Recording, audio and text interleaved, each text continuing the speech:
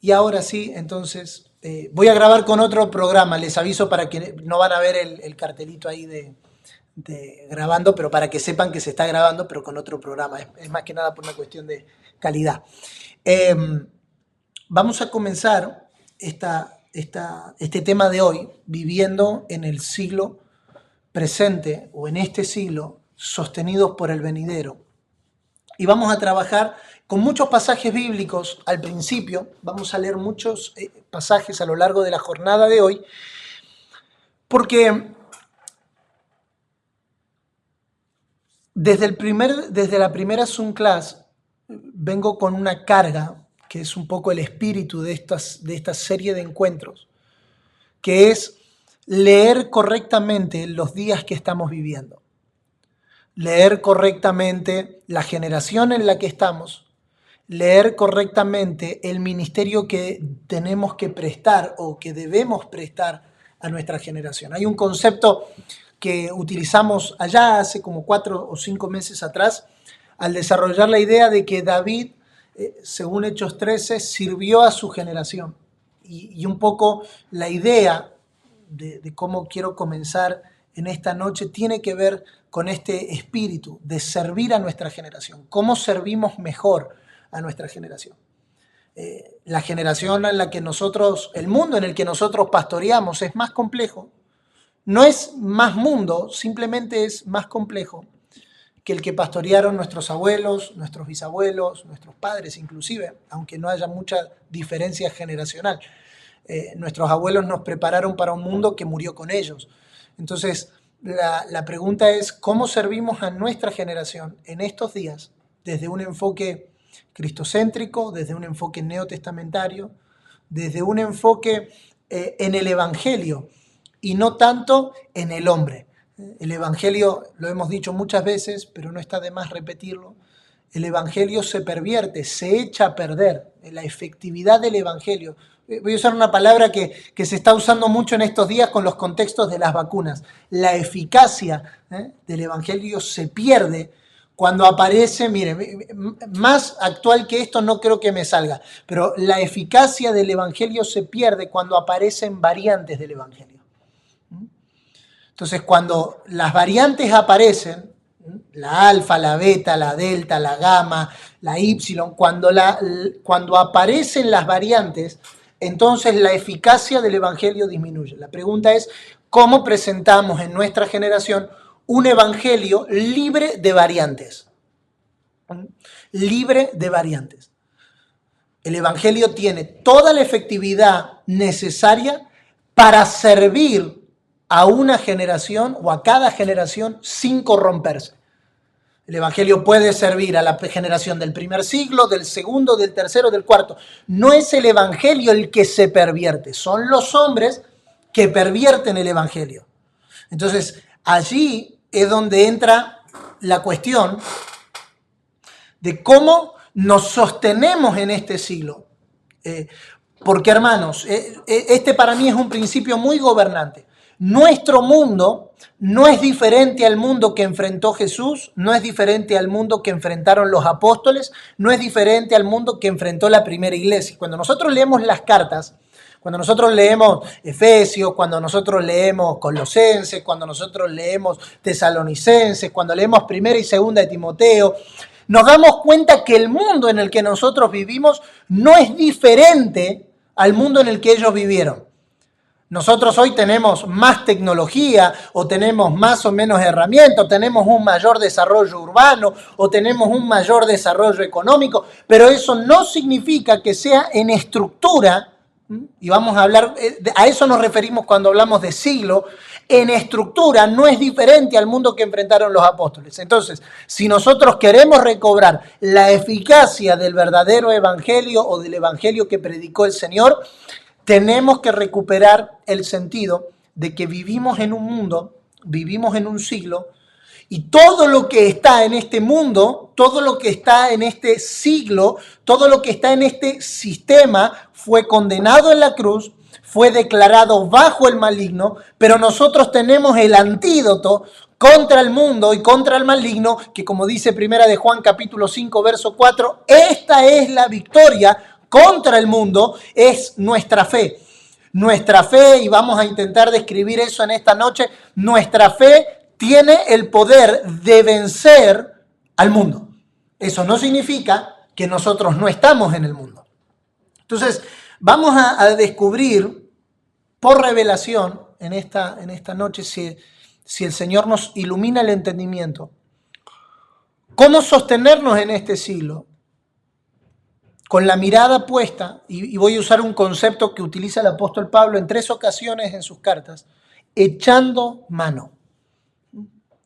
Vamos a rogar al Señor que en su infinita gracia nos conceda en esta noche echar mano de la vida eterna, echar mano de los poderes del siglo venidero, echar mano de aquello que permanece firme para siempre. Muy bien, ¿les parece entonces, antes de leer las Escrituras, si tomamos una palabra de oración y ya todos listos y preparados comenzamos esta jornada? Padre, gracias te damos por la oportunidad que tenemos de reunirnos en tu nombre. Señor, la distancia no es un impedimento porque nuestra geografía eres tú. Estamos reunidos en el Hijo, estamos reunidos en Cristo, y en esa reunión, en esta noche, alineamos todo nuestro ser, espíritu, alma y cuerpo, y lo llevamos cautivo a la obediencia a Cristo. Todo pensamiento y toda altivez, todo argumento que se levanta en contra del conocimiento de Cristo. Rogamos, Señor, una intervención de tu Espíritu, iluminando nuestro entendimiento, haciéndonos conocer aquello que ya conocíamos, recobrando la memoria eterna, para que podamos ser efectivos y eficaces, altamente productivos en medio de esta generación maligna y perversa a la que nos has llamado a servir. Señor, oramos que mientras tu palabra es hablada, los enfermos sean sanados, los oprimidos sean liberados, los cautivos, Señor, vean apertura de cárceles, que los ojos se abran, que los oídos sean libres de todo estupor, y que eso tenga repercusiones en todo nuestro ser, espíritu, alma y cuerpo. Que sea una noche de libertad, de liberalidad, que sea una noche de entendimiento, pero por sobre todas las cosas, que esta noche salgamos de esta sala con un mayor conocimiento de ti, no solo intelectual, sino experimental, que podamos experimentar los poderes del siglo venidero que están disponibles ahora para cada uno de nosotros, tus hijos. Señor, nos abrimos paso en medio de una jornada extensa, larga y cansadora, en medio de una semana que ha tenido y ha presentado sus múltiples desafíos para echar mano de la vida eterna. Permítenos, Señor, que estas 2 horas sea un lapsus de eternidad, donde podamos ser fortalecidos, donde podamos ser confirmados, donde podamos ser inspirados por el único que puede guiarnos a toda la verdad. Espíritu Santo, nos declaramos dependientes de ti. No sabemos cómo hacerlo. Ignoramos. No sabemos pedir como conviene, no sabemos hablar como conviene, no sabemos enseñar como conviene. Confiamos en ti, Señor. Nos abandonamos a la dependencia del Espíritu para que tú puedas guiarnos. En el nombre de Cristo Jesús nuestro Señor. Amén y amén. Vamos a leer 2 pasajes para comenzar, que van a ser el eje central de la jornada del día de hoy. Gálatas capítulo 1, versículo 3 y versículo 4. Gálatas capítulo 1, versículo 3 y versículo 4. Y Tito, la carta del apóstol Pablo a Tito, capítulo 2, versículo 11 al versículo 13. Gálatas capítulo 1, versículo 3 y versículo 4. Y Tito capítulo 2, versículo 11 al 13. Gracia y paz sean a vosotros de Dios el Padre y de nuestro Señor Jesucristo, el cual se dio a sí mismo por nuestros pecados para librarnos del presente siglo malo, conforme a la voluntad de nuestro Dios y Padre, a quien sea la gloria por los siglos de los siglos. Amén. Gracia y paz sean a vosotros de Dios el Padre y de nuestro Señor Jesucristo, el cual se dio a sí mismo por nuestros pecados para librarnos del presente siglo malo, conforme a la voluntad de nuestro Dios y Padre. Tito, capítulo 2, versículo 11 al versículo 13. Porque la gracia de Dios se ha manifestado para salvación a todos los hombres. Porque la gracia de Dios se ha manifestado para salvación a todos los hombres, enseñándonos que renunciando a la impiedad y a los deseos mundanos, vivamos en este siglo sobria, justa y piadosamente, aguardando la esperanza bienaventurada y la manifestación gloriosa de nuestro gran Dios y Salvador, Jesucristo. Estos dos versículos, esta cita bíblica va a ser nuestro eje transversal. Vamos a comenzar desarrollando Gálatas capítulo 1 y vamos a terminar esta jornada mencionando y leyendo Tito otra vez. Pero quería leerlas desde el principio para que podamos ir tomando la idea de este concepto que el apóstol Pablo va a utilizar este siglo, este presente siglo malo. Y yo tengo solamente 4 puntos para compartir. Como dice mi papá, lo que ustedes no saben es que cada punto tiene 18 subpuntos, pero son solo 4 puntos centrales con los que vamos a trabajar. Número 1, vamos a describir la terminología bíblica para hablar del siglo. ¿Qué es un siglo? Bueno, en nuestra enseñanza formal, nuestro concepto de siglo son 100 años. De hecho, la historia se agrupa en periodos de 100 años. Vamos por el siglo XXI, se utiliza el siglo para medir en nuestro calendario después de Cristo.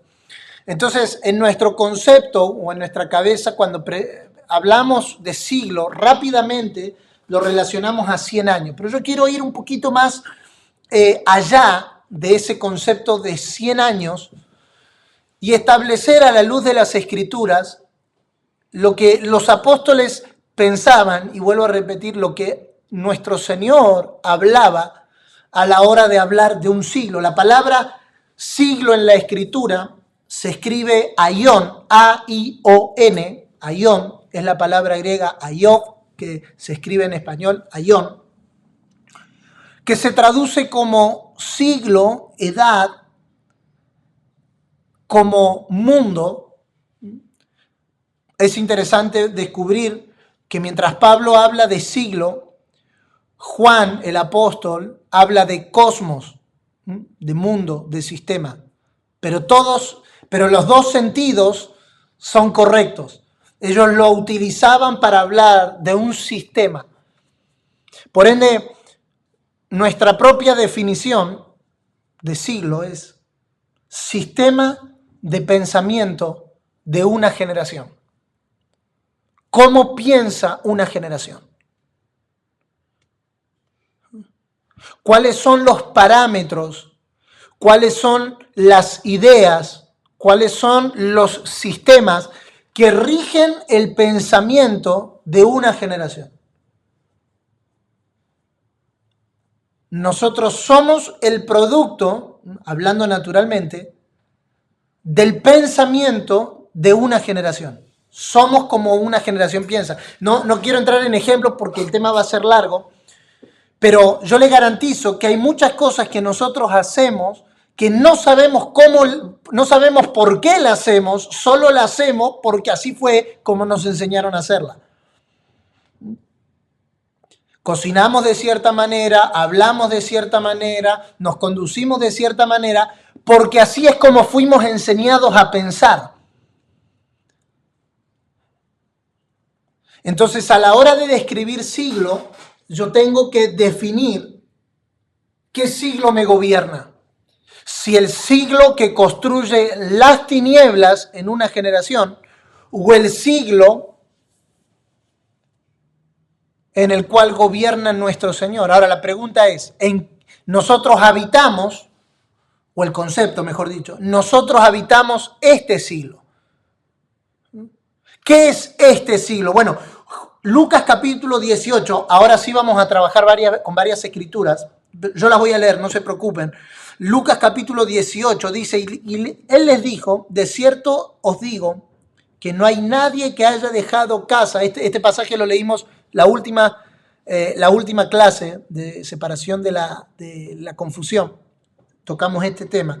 Y él les dijo, de cierto os digo, que no hay nadie que haya dejado casa o padres o hermanos o mujer o hijos por el reino de Dios, que no haya de recibir mucho más en este tiempo y en el siglo venidero la vida eterna. Marcos capítulo 10, verso 30, que es un pasaje paralelo, dice que no reciba 100 veces más ahora en este tiempo casa, hermanos, hermanas, madre, hijos y tierra con persecuciones y en el siglo venidero la vida eterna.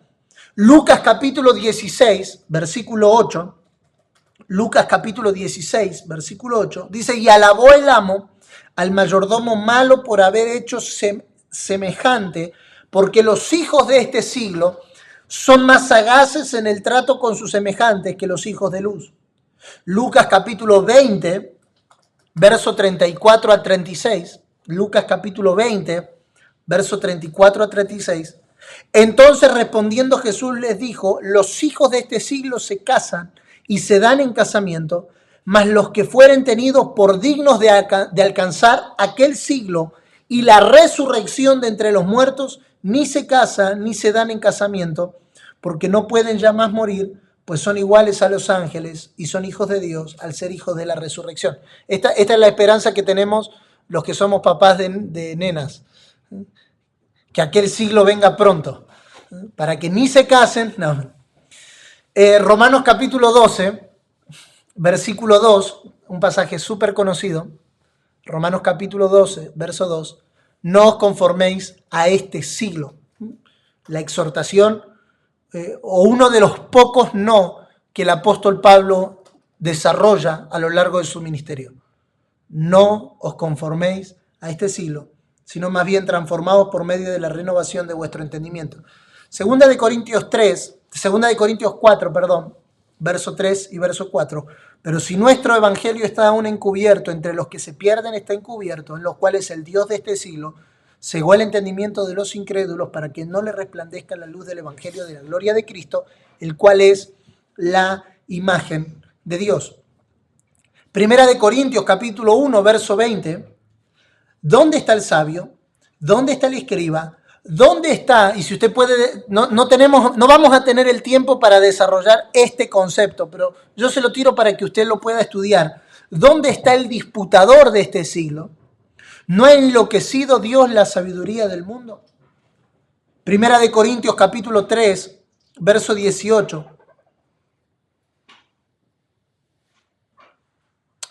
Efesios capítulo 1, verso 21.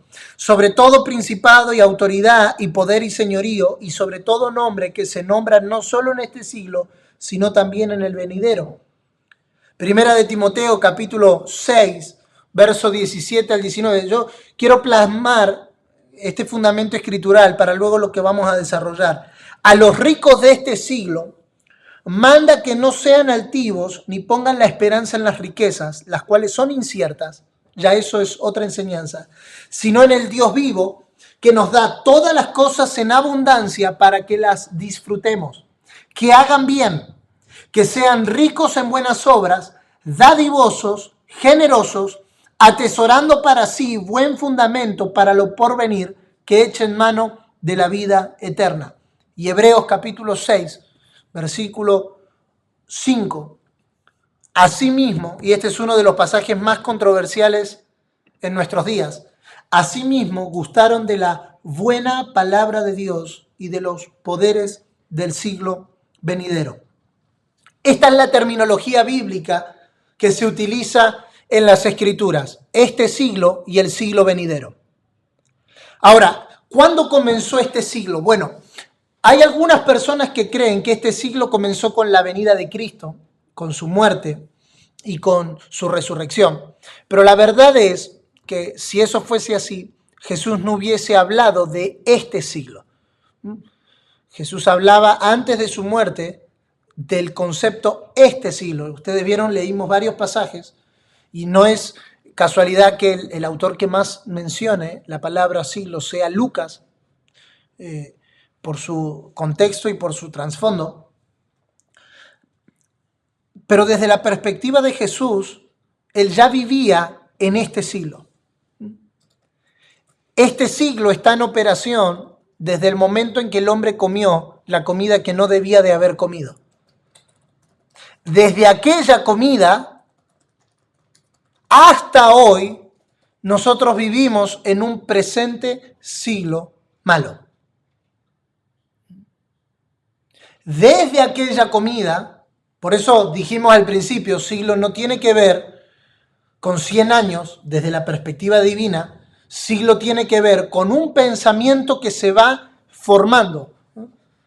Eso es la razón, o eso explicaría por qué en Génesis la serpiente es serpiente y en Apocalipsis es gran dragón.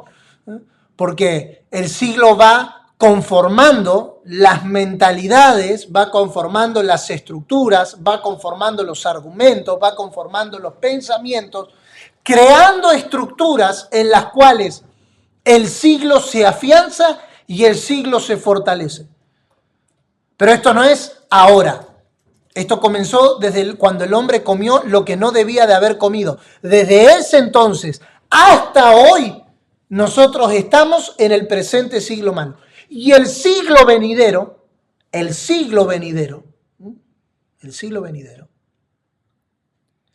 el siglo que comenzará con la segunda venida de Cristo y con la resurrección de los muertos. Esto es lo que Lucas nos enseña. Mejor dicho, Lucas retoma las palabras de Jesús. Quiero establecer esto, ¿no? Quería hacer un gráfico, pero no me dio el tiempo. Desde Génesis 3 hasta la segunda venida del Señor, se opera, se vive, se camina en este presente siglo malo. La segunda venida del Señor y la resurrección de los muertos inaugurará el siglo venidero. Ahora, el siglo venidero tiene algunas características que no son compatibles con este siglo.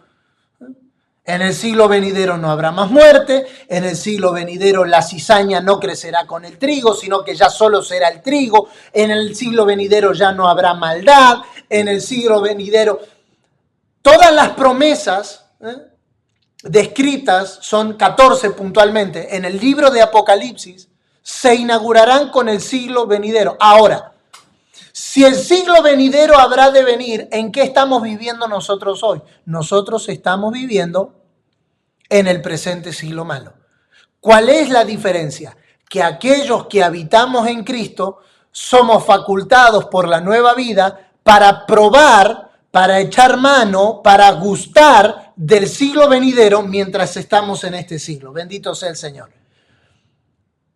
La vida que nos habita, la vida a la que fuimos introducidos, nos faculta a gustar de aquello que otros no gustaron. David no gustó de los poderes del siglo venidero porque no tenía esta vida.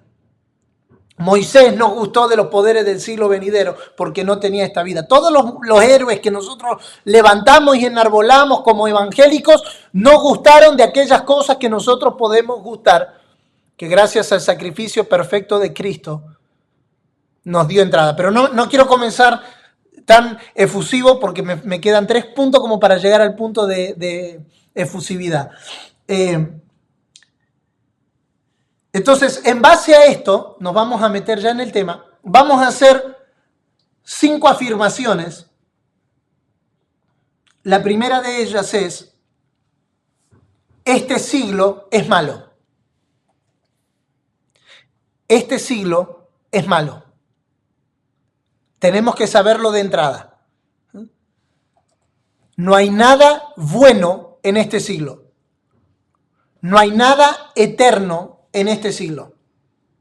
Este siglo, desde la perspectiva apostólica, es y siempre será un siglo malo. No podemos esperar de gente conformada al siglo malo cosas buenas. ¿Por qué están sacando nuevas leyes? ¿Por qué la ideología está avanzando? ¿Por qué la corrupción está avanzando? Simplemente porque lo que se produce es el resultado del siglo en que se conforma. Si la sociedad se conforma al siglo malo, lo que producirá será malo. Éticamente, moralmente, písticamente o en lo que respecta a la fe, será malo. Se recordará usted el principio gobernante de Génesis capítulo 1. Cada semilla produzca según su género. Aquello que se conforma al presente siglo malo, será malo. Punto. Si la iglesia, y voy a utilizar un concepto que va a sonar fuerte, pero si la iglesia se conforma al presente siglo malo, lo que producirá será maldad. Y eso podría explicar la cantidad de atrocidades en la historia cometidas por gente en nombre de una cruz y en nombre de una fe. Porque si nos conformamos al siglo en el que vivimos, produciremos lo mismo que el siglo produce. Basta la historia para llenar este punto de fundamento. Lucas capítulo 16, verso 8, no lo vamos a volver a leer porque ya los mencionamos, pero habla de hombres malos como los hijos de este siglo y los contrasta con los hijos de luz como los hijos del siglo venidero. Marcos 10, verso 30, enseña que aquellos que han dejado todo por Cristo deben esperar siempre en este siglo persecución. Esto tendría que resolver la posición victimaria de la iglesia frente a las adversidades que sufre en cada generación. Jesús lo dijo, si ustedes han dejado todo por mi causa, tienen que esperar persecución. Punto. Es sorprendente ver cómo nos hemos victimizado tanto con cosas que Jesús dejó claro que iban a pasar. Si quieren seguirme, si dejan todo por mí, los van a perseguir. Punto. La persecución no debiera de sorprender a la iglesia. Esto es lo que después Santiago y Pedro, dos discípulos carnales, o sea, dos discípulos que estuvieron con Jesús en su ministerio carnal o en su ministerio en la tierra, afirman los dos y Santiago dice, no os sorprendáis cuando se encuentren en diversas pruebas, y Pedro dice, no se extrañen cuando aparezca el fuego. Porque para ellos era normal, porque la predicación que ellos habían recibido era, mientras ustedes estén en este siglo los va a perseguir. No es anormal la persecución. Nosotros no debiéramos, y lo voy a decir con mucho respeto, pero nosotros no debiéramos de maximizar la persecución como, ¡wow! ¡Qué cosa tremenda! Jesús dijo que eso iba a ser normal. Jesús dijo que la persecución sería normal para aquellos a los cuales hayan dejado todo. La pregunta es, si no me están persiguiendo, probablemente es porque no he dejado todo.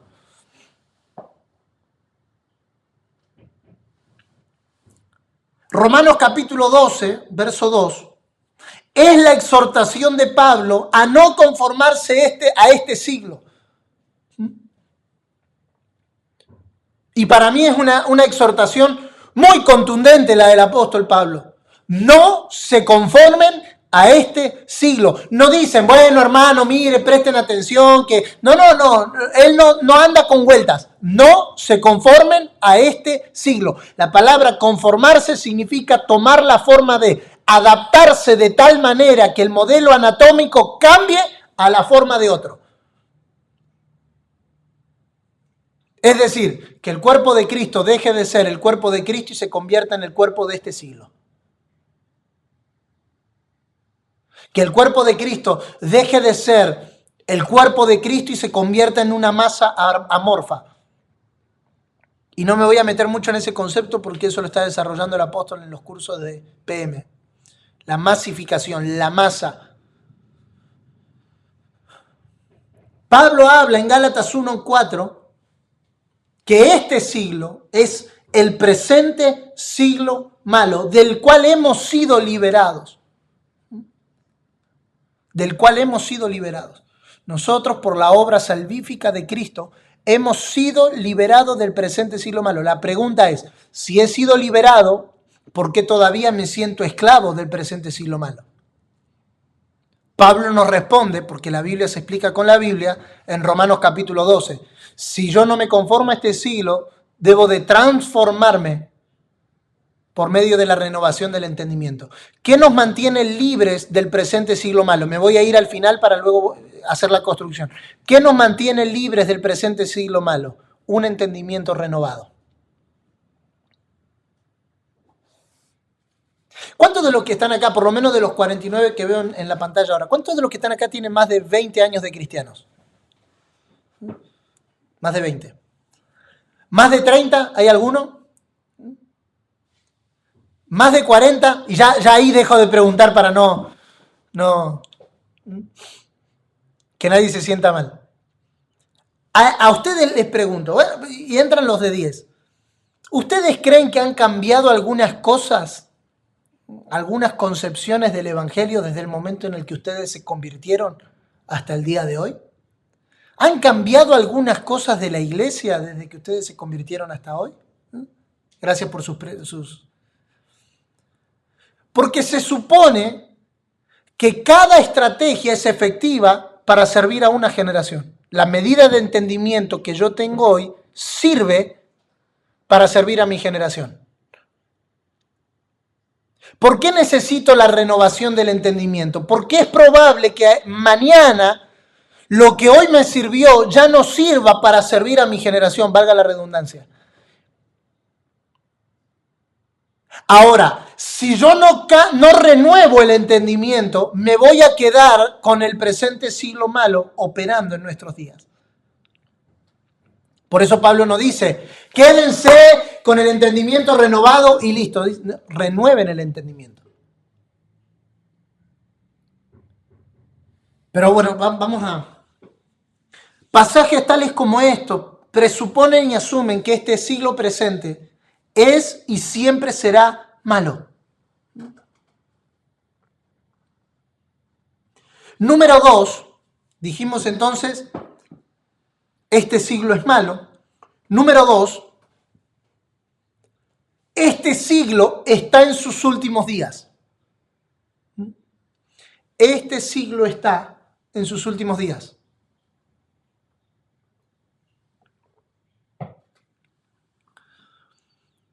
Dijimos, desde Génesis 3 hasta nuestros días y hasta la segunda venida del Señor, vivimos en el presente siglo malo. Pero la muerte de nuestro Señor Jesucristo introdujo a la humanidad y a este siglo en sus últimos días. Primera de Corintios capítulo 2, versículo 6.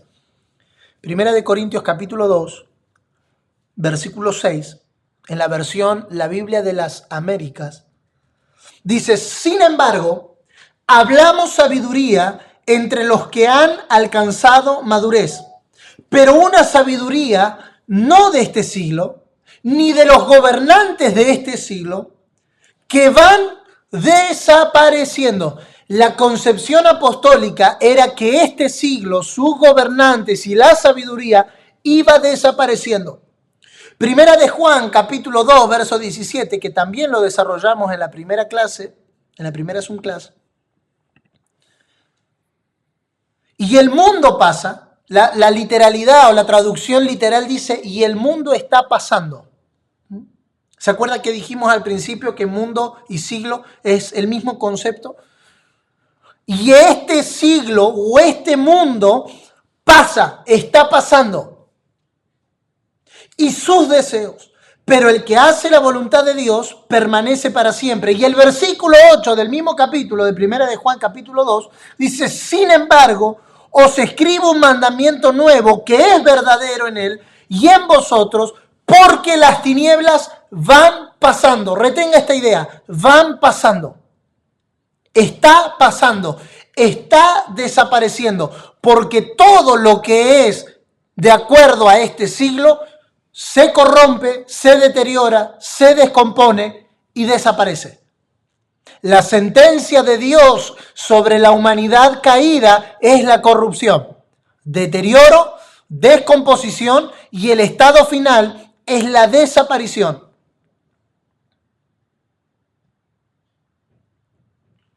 Hebreos capítulo 9, versículo 26, de otra manera le hubiese sido necesario padecer muchas veces desde el principio del mundo. Pero ahora, en la consumación de los siglos, se presentó una vez para siempre por el sacrificio de sí mismo para quitar de en medio el pecado. Ahí puede resaltar la frase en la consumación de los siglos.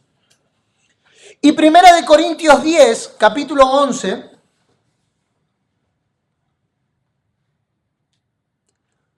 y estas cosas les acontecieron como ejemplo y están escritas para amonestarnos a nosotros, a quienes han alcanzado los fines de los siglos. Desde la venida de Cristo, desde la primera venida de Cristo y su resurrección, este siglo ha estado en sus últimos días. Yo soy muy enfático en esto y lo voy a repetir porque, como dice el proverbio de Mirta Legrand, el público siempre se renueva. Algunos, los de afuera no saben quién es Mirta Legrand, pero no importa, no es vinculante. Nosotros hoy, en el año 2021, no es que ahora estamos en los últimos días. Desde la resurrección de Cristo estamos en los últimos días. ¿Qué es lo que inauguró los últimos días? La primera venida de Cristo, su muerte, su sepultura, su resurrección, su ascensión y su impartición. Eso inauguró los últimos días. Por eso todo el lenguaje de últimos días no es de nuestros días, tampoco es de 1970, tampoco es de 1900, tampoco es de 1800. Todo este lenguaje de últimos días lo inauguró nuestro Señor. ¿Cuándo se terminan los últimos días? Dícese de últimos días, últimos tiempos, el día final, los tiempos finales. Son todas caras de una misma moneda. Son todos libros del mismo autor, como decía un profesor mío. Son diferentes maneras de llamar al mismo concepto. Pero ¿quién lo inauguró? Eso no lo inauguró los terremotos, eso no lo inauguró la crisis mundial, eso no lo inauguró el mercado común europeo con los 13 cuernos, eso no lo inauguró el hombre. El hombre no inauguró los últimos tiempos, fue Dios por medio de Cristo en la cruz que inauguró el fin del siglo, porque este siglo está pasando. Nosotros, hermanos, no deberíamos de andar viendo los acontecimientos finales para creer que estamos en los últimos días. Nosotros necesitaríamos agarrar las Escrituras, porque las Escrituras son bien claritas al decirnos que nosotros estamos en los últimos días.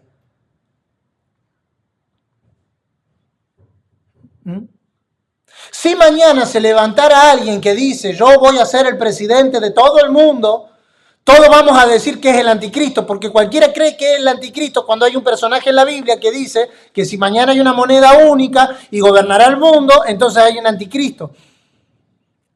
Con el diario del lunes todos somos profetas. Nosotros tenemos la palabra profética más segura, a la cual hacéis bien, y esta es la exhortación apostólica, a la cual hacéis bien de estar atento. ¿A qué debo de estar de atento yo? Yo no debo de estar de atento, como bien menciona Ruth, al Bitcoin. No debo de estar de atento a los terremotos. No debo de estar de atento a si aparece el Papa o si aparece la Iglesia Católica o si aparecen más leyes.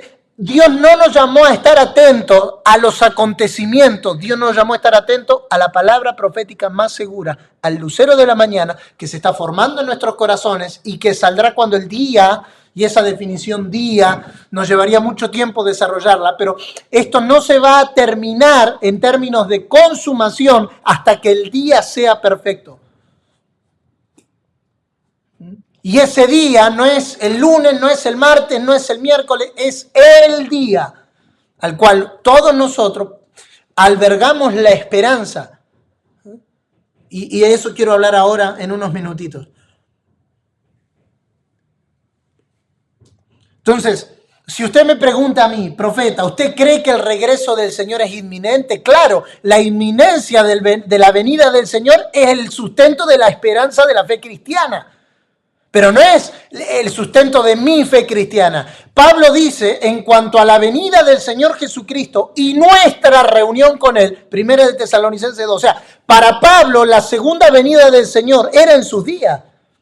Porque la inminencia, si usted puede recobrar este concepto, los que tienen algunos años en el Señor saben que esta palabra no es nueva, la inminencia del retorno del Señor es uno de los pilares de la fe cristiana. Albergamos la esperanza. Ahora, la idiotez humana, y discúlpeme la verborragia, la insensatez humana es quererle poner fecha a algo que Dios no le puso fecha. ¿Con qué vivió Pablo? Con que el regreso del Señor era inminente. ¿Con qué vivió Policarpo? Con que el regreso del Señor era inminente. ¿Con qué vivió Orígenes? Estoy mencionando personajes encumbrados de la historia, en diferentes etapas de la historia, para que veamos que la inminencia estuvo presente. ¿Con qué vivía Lutero? Con la inminencia de que el retorno del Señor era inminente. O sea, la inminencia del retorno del Señor está presente y debiera de estar presente en toda generación. Lo que eso no debe hacer es distraernos de la tarea a la que fuimos llamados. Es nuestra esperanza. Yo quisiera con todo mi corazón que el Señor venga esta noche. Quisiera con todo mi corazón que el Señor venga mañana, pero la verdad es que el Señor no me llamó a mí a definir cuándo. Jesús fue súper categórico. No os toca a vosotros saber los tiempos y las sazones que el Padre ha preparado en su sola potestad. Punto. Le dijo en otras palabras, mire, se lo voy a decir en criollo argentinísimo básico. A ustedes no les importa. No tiene que ver con ustedes. No tienen que esperar el siglo primero, el siglo segundo, el 2020, el 1970, el 2012. Porque el problema no es que es malo, el problema es que nos distrae. ¿De qué nos distrae? De presentarle al Señor una iglesia no conformada al siglo en el que vivimos. Basta la historia, y este para mí es un argumento muy categórico, basta la historia para saber que los movimientos absolutistas en cuanto a la segunda venida del Señor en algún momento se desviaron.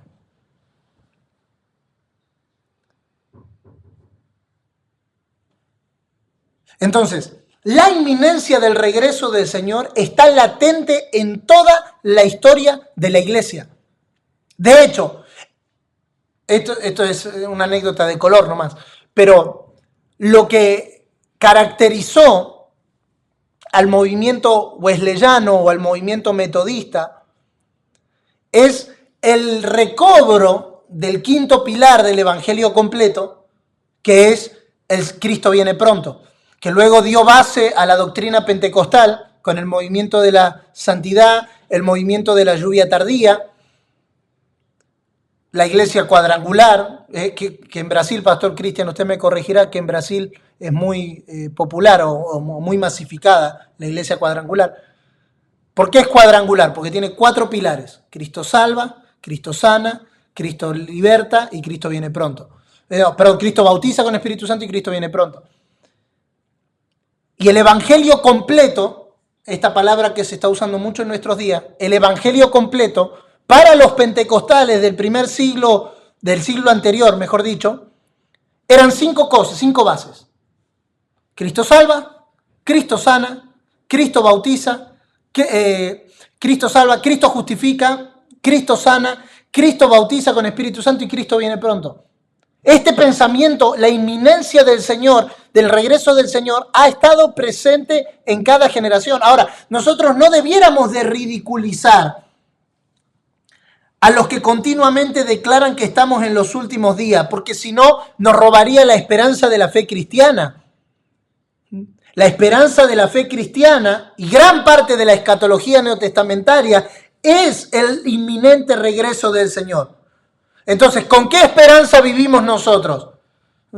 Yo no sé, los que se criaron allá por los 90, con las películas como Ladrón en la Noche, Dejados Atrás, como canciones como La Gran Tribulación de Estanislao Marino, Uno tenía miedo porque si te levantabas a la mañana y no había nadie en casa, parecía que el Señor había venido y vos te habías quedado.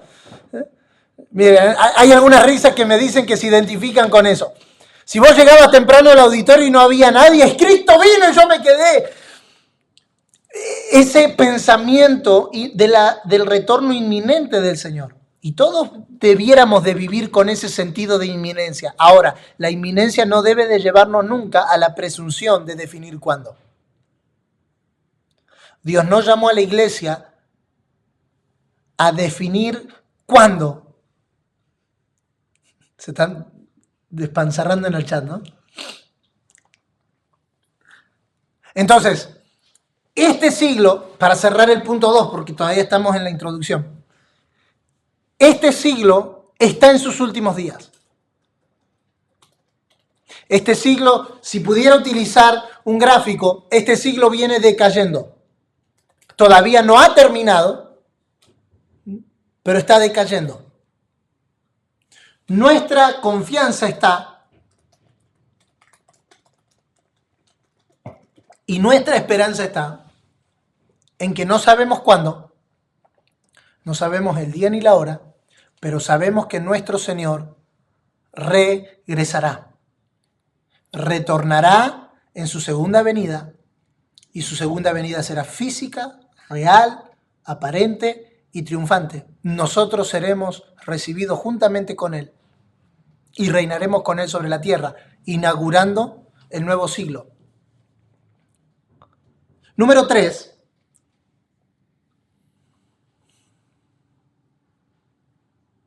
Yo me encanta porque hago anotaciones en el bosquejo que después no me las entiendo. Número 3. El siglo venidero ya está operando en este siglo. El siglo venidero ya está operando en este siglo. Nosotros tenemos acceso,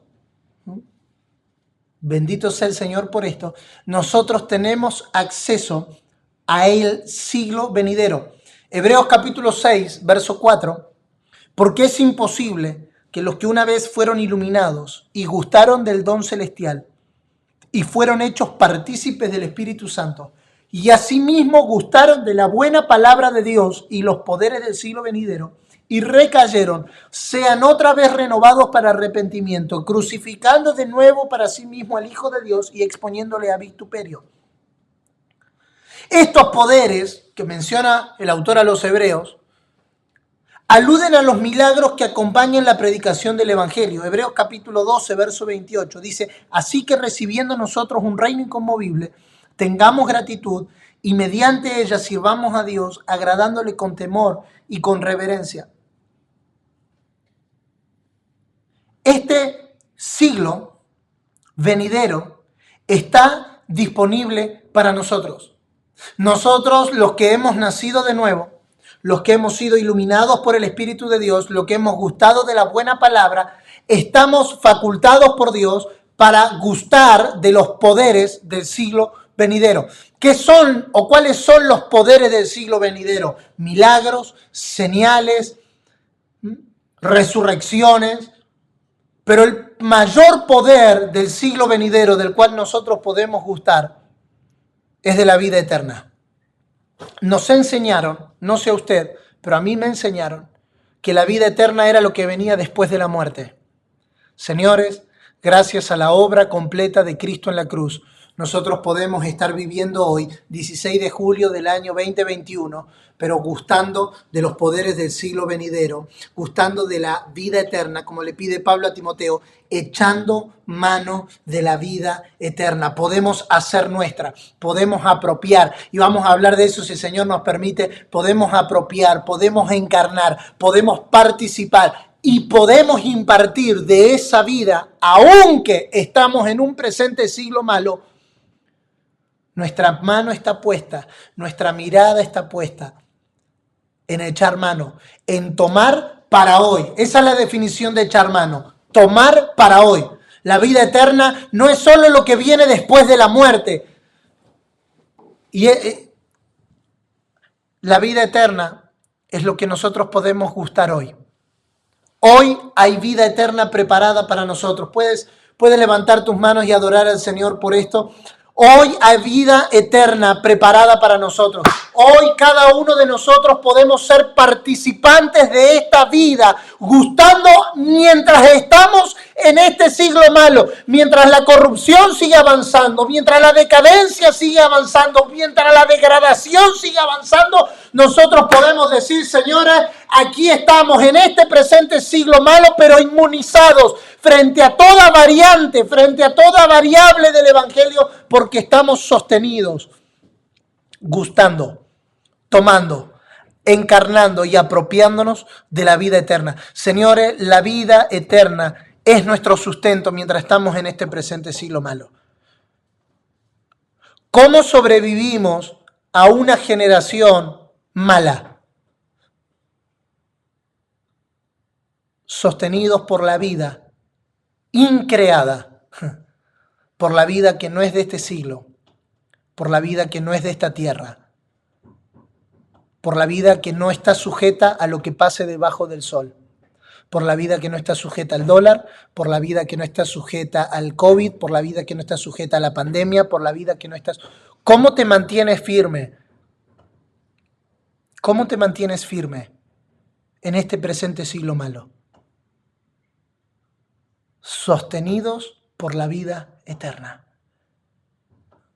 ¿Qué es gustar de los poderes del siglo venidero, hermanos? Los poderes del siglo venidero, y esta es una definición personal, los poderes del siglo venidero incluyen milagros, pero es mucho más que milagros.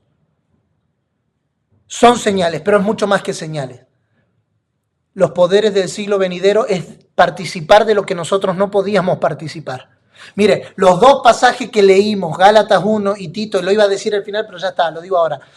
Los dos pasajes que leímos comienzan con la misma expresión, por gracia. La gracia de Dios se ha manifestado para salvación de los hombres, dice Tito. Esto no es don de hombres, no es tu capacidad, no es mi capacidad, no es nuestra habilidad, no es nuestra superinteligencia, nuestra superignorancia. No es nuestra super necedad o nuestra super sabiduría. Es su gracia que nos faculta a nosotros, simples mortales. Número 4. Dios, cómo corre el tiempo. Número 4. La importancia del traslado.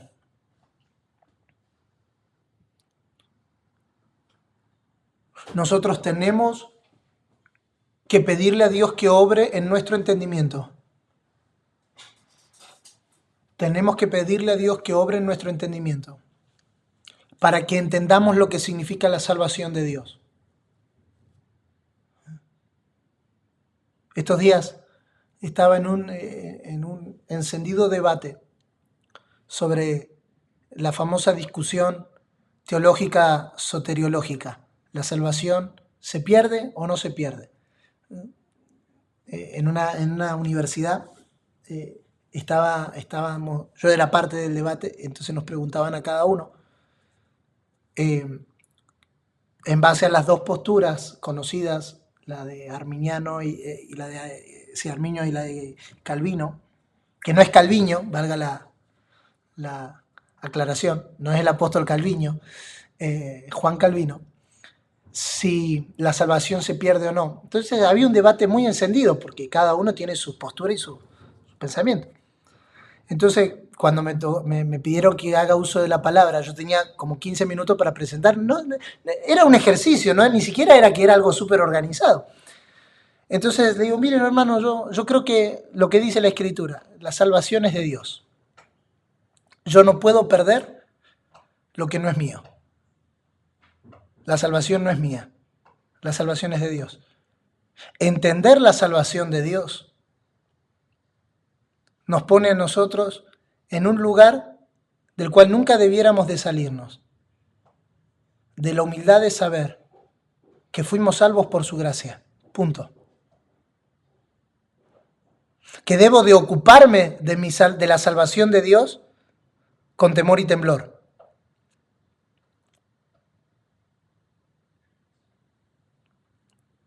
Pero en definitiva, la obra salvífica la extendió Dios. Por eso me gusta mucho un concepto que le escuché al apóstol Juan Balistreri hace muchos años. Que la salvación es una obra soberana de Dios de revelar a su Hijo en nosotros. Si Él no lo hace, yo no lo puedo recibir. Si Él no lo hace, yo no lo puedo pedir. Si Él no lo hace, yo no lo puedo buscar. Por eso recibir a Cristo es mucho más que levantar la mano. Recibir a Cristo es que mis ojos se abran para verlo. Lo que Pablo dice en Gálatas 1. A Dios le agradó revelar a su Hijo en mí. Pero bueno, eso es una discusión soteriológica en la que no quiero entrar. Yo tengo que entender que fui trasladado. Fui trasladado. Colosenses capítulo 1, verso 12. Colosenses capítulo 1, verso 12. Con gozo, dando gracias al Padre que nos hizo aptos para participar de la herencia de los santos en luz. Otra vez gracias. Nosotros no éramos aptos, pero Él nos hizo aptos. El cual, y si usted puede subrayar en su Biblia, si usted suele hacerlo, el cual nos ha librado de la potestad de las tinieblas, y si usted puede subrayar allí, poner del presente siglo. La verdad transversal del Evangelio es que Él nos ha librado, y yo tengo que saber de dónde fui librado y en dónde fui colocado. Porque nosotros no debiéramos de ser entes en el aire. Él nos sacó de un lugar y nos depositó en otro lugar. Él nos sacó de una geografía y nos sacó a otra geografía. Él nos sacó de una potestad y nos puso en otra potestad. Colosenses 1, versos 12 y 13. El cual nos ha librado de la potestad de las tinieblas y trasladado al reino de su amado Hijo. Si usted puede subrayar en negrita, cursiva y subrayado, trasladado. Esa palabra hace toda la diferencia. Trasladado. Él nos trasladó. Él nos sacó de un lugar y nos puso en otro. Un traslado es un cambio de posición total y absoluta. Nosotros fuimos sacados de una posición. Nosotros fuimos sacados de una posición. Esa posición se llama siglo malo, esa posición se llama Adán, esa posición se llama tinieblas, esa posición se llama mundo, esa posición se llama maligno, esa posición se llama potestad del aire, esa posición se llama todo aquello que no pertenece al reino de Dios. De esa posición nosotros fuimos sacados. Fuimos tomados de la potestad de las tinieblas y fuimos trasladados al reino de su amado Hijo.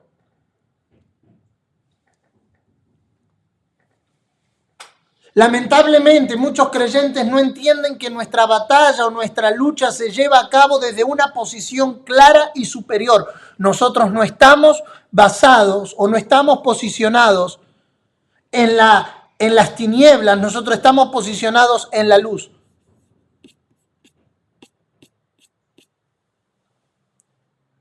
Y la luz prevalece sobre las tinieblas.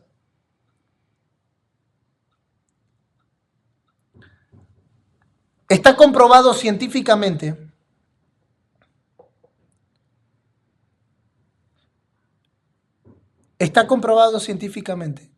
que el frío no existe.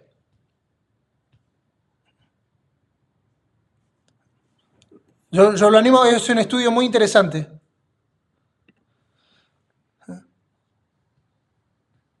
El frío no... Y usted me puede decir, no, profeta, pero ahora estamos acá en Argentina y yo veo acá en pantalla a los pastores Samuel y Guadalupe, que viven en Río Grande, con temperaturas súper bajas. Yo he estado en Río Grande cuando hace frío y vos salías afuera y decís, hace frío. Científicamente el frío no existe. Lo que nosotros sentimos no es frío, es ausencia de calor. Desde ese punto de vista, las tinieblas no existen. No, pero los demonios, pero y los principados, y las potestades, y qué hacemos con Jezabel, y qué hacemos con Leviatán, y qué hacemos con Bejamot, y qué hacemos con Belial.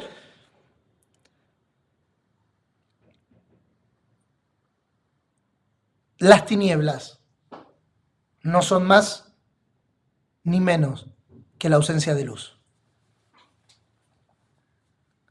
Si hay luz, no hay tiniebla. Todo lo que en mí no esté en luz es tiniebla. Por eso yo no fui trasladado, y esta definición, por eso la Biblia se explica con la Biblia. No hay que andar inventando por demás.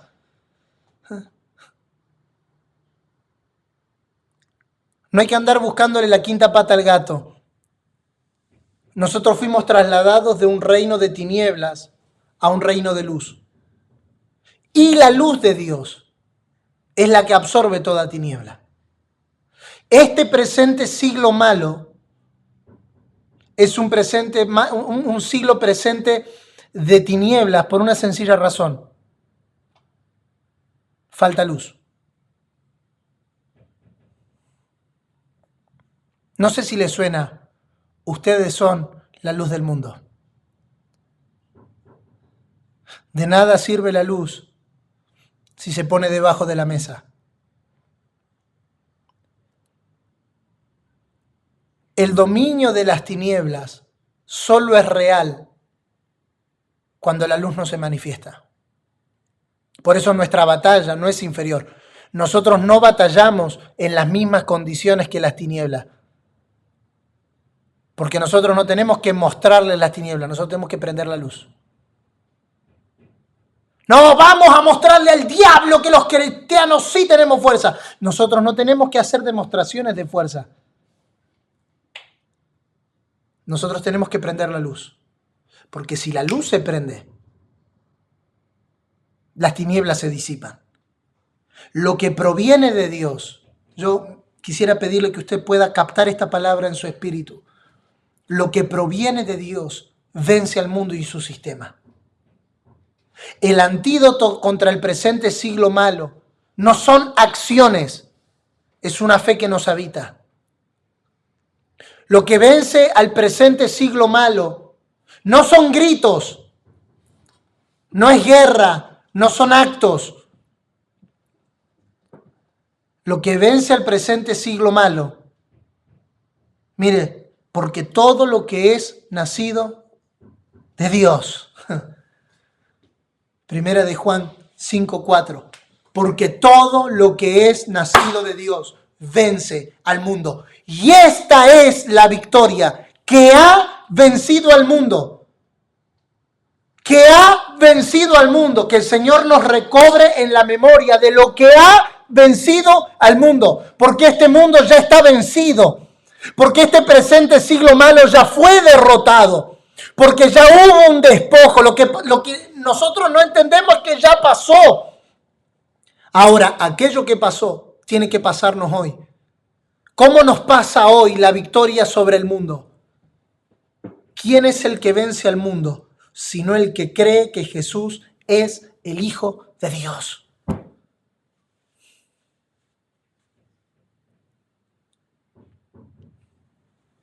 Nuestra victoria, queridos hermanos, no está en este mundo.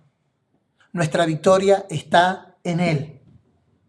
Por eso en este mundo pasa lo que pasa. Porque lo que está en este mundo tiene que venir a Él. Y todos los reinos vendrán, todos los reinos de este mundo vendrán y le adorarán y serán de Él.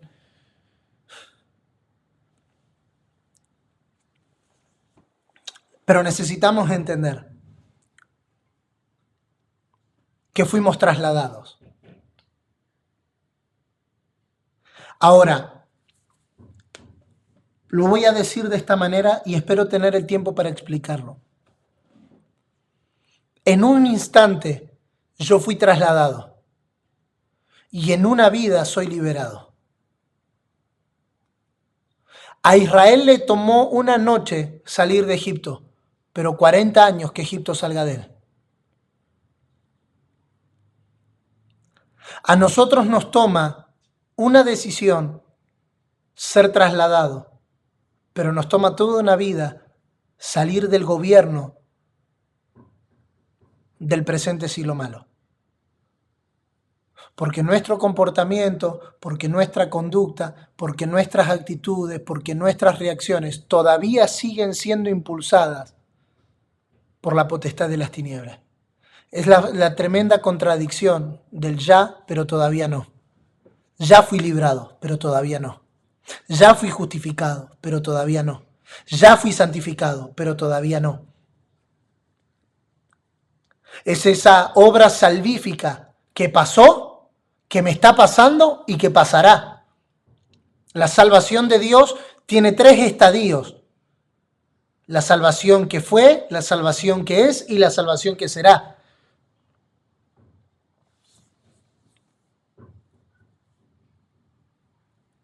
Israel tuvo 33 jornadas en el desierto. Yo les recomiendo un libro, es súper largo, pero si les gusta leer, se llama Las Jornadas de Israel, de Gino Gianfrancesco. Está disponible en internet, Las Jornadas de Israel. Es un libro como de 800 y pico de hojas. Yo lo tengo impreso, lo tengo en casa, es un tocazo así. Pero ese libro desglosa jornada por jornada las 33 jornadas de Israel en el desierto. Cómo comienza la liberación en una noche de Ramasés y cómo termina en la entrada en la tierra prometida. Pero tiene que haber un proceso. A esto nosotros le llamamos, los apóstoles le llamaban la salvación del alma, la reconfiguración del alma. Hay alguno seguro rápido lo va a encontrar y va a poner el link para todos ahí en el chat porque son tan veloces ustedes.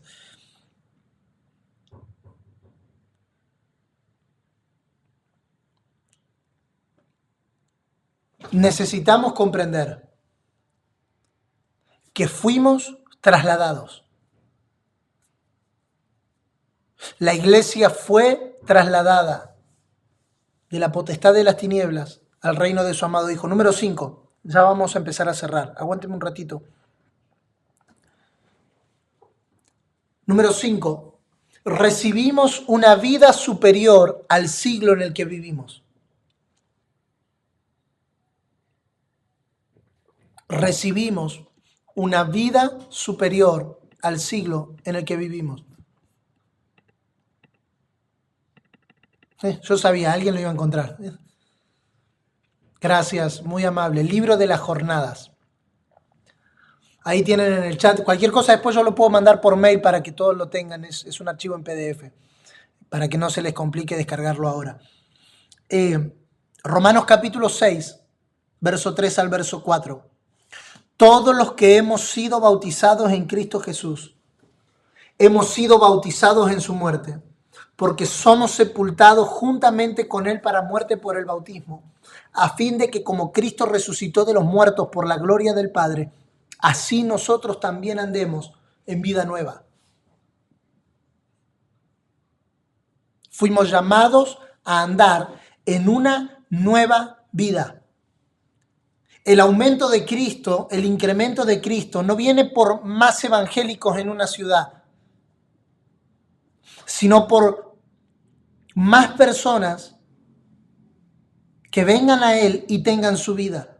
Juan capítulo 6, verso 44 dice, ninguno puede venir a mí si el Padre que me envió no le trajere y yo le resucitaré en el día postrero.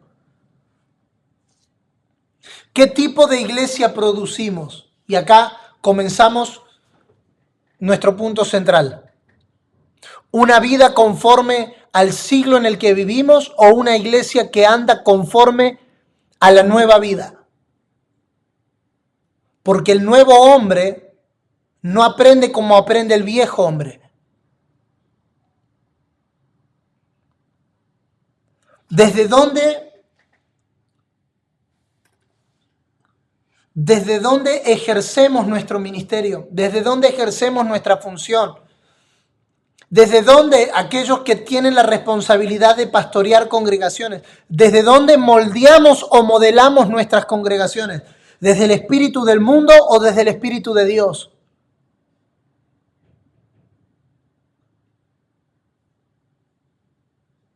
Y yo aquí no quiero entrar en una cuestión de si herramientas de este siglo sí o herramientas de este siglo no. Yo acá no me voy a poner a criticar el que usa luz, el que no usa luz, el que tiene pantalla LED, el que no tiene pantalla LED. No estoy hablando de eso, sino de lo que producimos. ¿Qué producimos? ¿Una iglesia conforme al espíritu del mundo o una iglesia conforme al espíritu de Dios? Porque una iglesia conforme al espíritu del mundo siempre está basada en lo que falta. Una iglesia conforme al espíritu de Dios está basada en lo que en Cristo nos ha sido concedido. Primera de Corintios 2, verso 12. Mas vosotros no habéis recibido el espíritu del mundo, sino el espíritu que proviene de Dios, para que sepan lo que Él les ha concedido. Señores, yo no estoy en contra de ninguna de las herramientas tecnológicas o a disposición que tenemos en nuestra generación, pero esa no es la fuente de nuestro ministerio.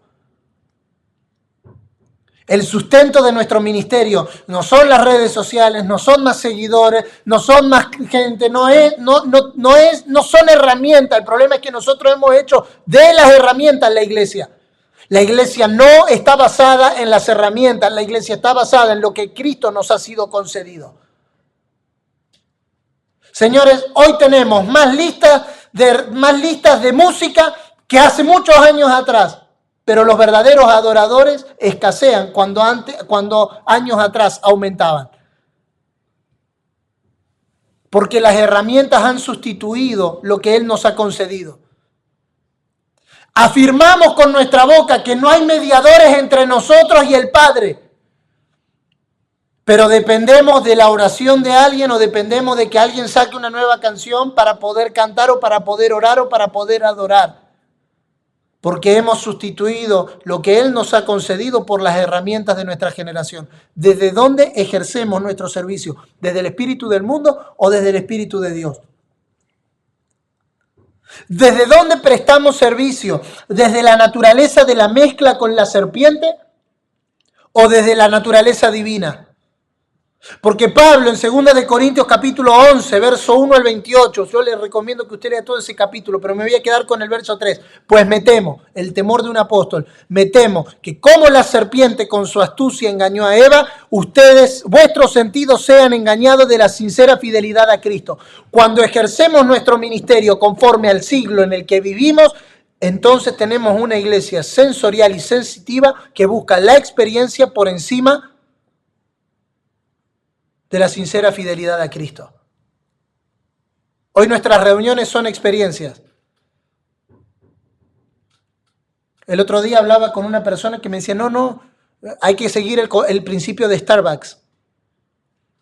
El principio de Starbucks es, yo no te vendo café, te vendo una experiencia.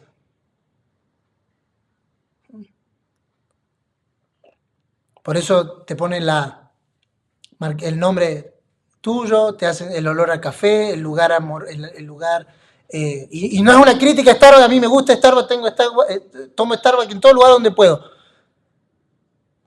Pero no podemos vivir y no podemos constituir la iglesia en base al principio de este siglo. Los cultos no deben de ser una experiencia.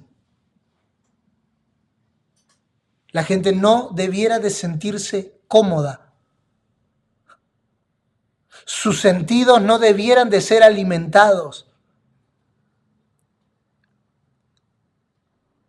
Porque la naturaleza de mezcla con la serpiente opera extraviando los sentidos. Y aquí creo que podríamos tener otro tema mucho más profundo. ¿Qué somos, una iglesia sensorial o una iglesia fiel? Porque los sentidos se extravían.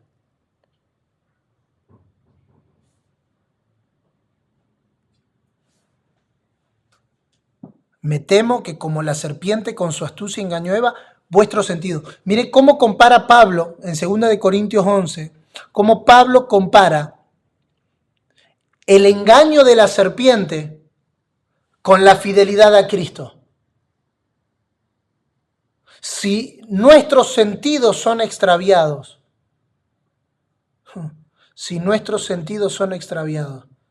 entonces lo que se verá alterado es la sincera fidelidad a Cristo. ¿Desde dónde ejercemos nuestro ministerio? ¿Desde la vanidad de la mente o desde la mente de Cristo? Porque la vanidad de la mente no es otra cosa que el vacío de Cristo. Si yo escuché una enseñanza y quedé vacío de Cristo, entonces se alimentó la vanidad de la mente, pero no la mente de Cristo. ¿Desde la conformación del siglo presente o desde la conformación de Cristo? Porque ¿qué produce este siglo? Este siglo produce dos cosas. Y acá empezamos a cerrar. Dos cosas produce este siglo: engaño y cautiverio. La iglesia que se conforma al presente siglo malo estará engañada y estará cautiva.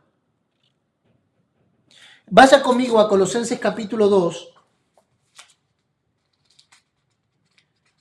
Colosenses capítulo 2, verso 8.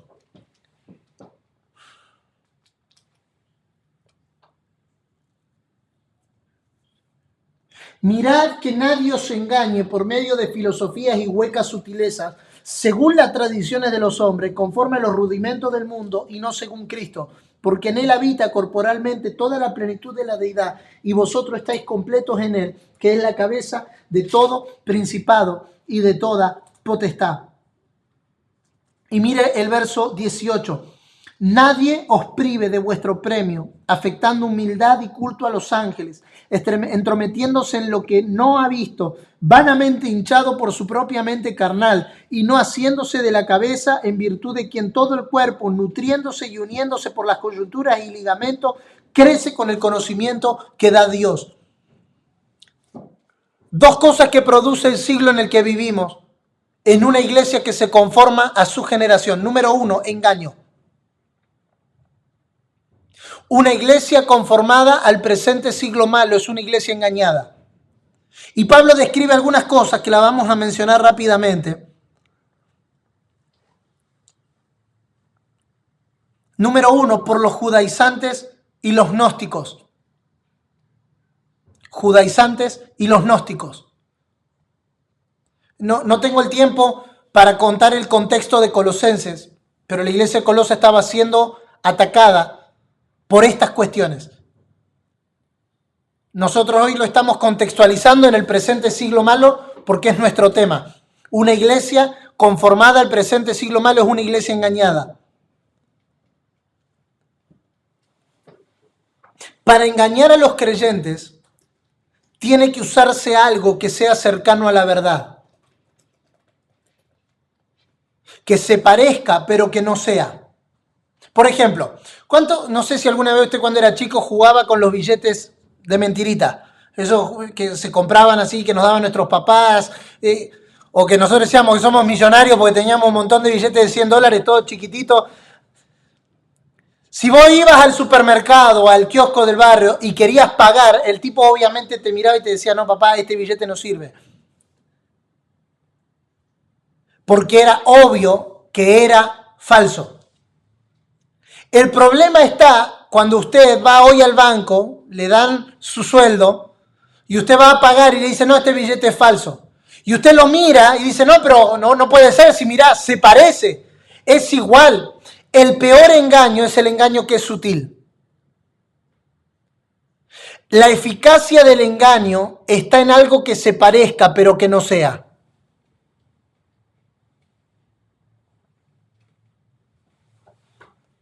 Cuando usted encuentra, no sé si a mí me gusta mucho ver las películas esas que tiene que ver con tipo Rápido y Furioso, todas esas películas de acción, suspenso, que tienen que ver con estas cuestiones. Está mal que diga que tiene que ver con robo, con estafa, pero me llama la atención. Y usted ve cómo los tipos crean todo sistema para que la copia se parezca igualita. Igualita. No sé si vieron la serie de Netflix, Lupin. Ah, miren, hay un parque. Hay un parque. No soy el único, está bien, por lo menos me consuelo. El tipo robó un cuadro del museo más seguro del mundo. No la voy a spoilear para el resto. Y era igualito, pero no era. Hermano, el presente siglo malo no usa copias burdas. Usa copias que se parecen mucho, pero que no son. Pablo lo dice cuando dice, si viene alguno vestido de ángel de luz. Wow. Claro, si se te aparece Satanás, si se te aparece Satanás, vos vas a saber que es Satanás. Pero ¿cómo sabés que es Satanás si está vestido de ángel de luz? Porque para que haya engaño tiene que haber una buena falsificación. La iglesia conformada al presente siglo malo te ofrece una versión parecida de Cristo, pero no es Cristo.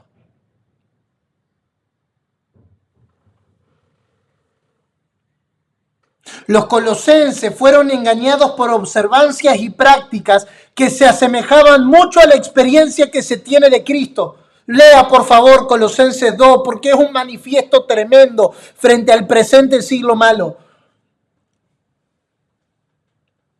Pablo batallaba contra los dos sistemas que yo creo hoy que están en nuestra generación de la misma manera. Los judaizantes y los gnósticos. Con prácticas que se asemejaban. Miren que nadie os engañe. Por medio de filosofías y huecas sutilezas, según las tradiciones del hombre, conforme a los rudimentos del mundo. ¿Cuál es el problema con el engaño de estos sistemas? Que son conforme a este mundo y no conforme a Cristo. Es muy fácil ser engañado por algo que se parece mucho a lo auténtico. Si no tenemos discernimiento, es posible que las enseñanzas parecidas a las de las Escrituras nos desvíen de Cristo. ¿Pero qué tiene de malo si se parece mucho al Evangelio? Me he encontrado a lo largo de estos años con varias personas que me dicen, no, yo dejé la iglesia y ahora estoy con yoga y meditación, porque bueno, es parecido, es casi lo mismo.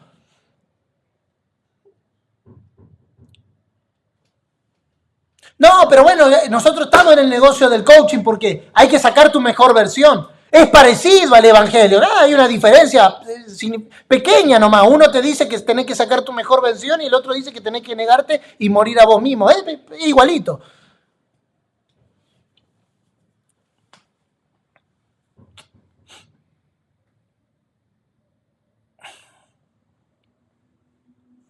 Pablo dice, mira el verso 4 de Colosenses 2. Y esto lo digo para que nadie os engañe con palabras persuasivas. Un medio de engaño del presente siglo malo son las palabras persuasivas.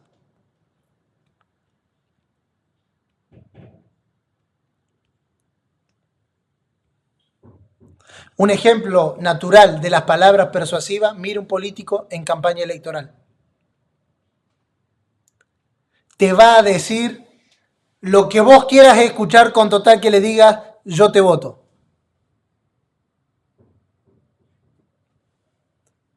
Las palabras persuasivas son generalmente elocuentes,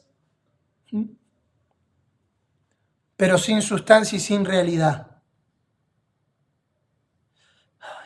Hay tanto para hablar sobre esto, pero Pablo dice, miren que nadie os engañe con palabra persuasiva.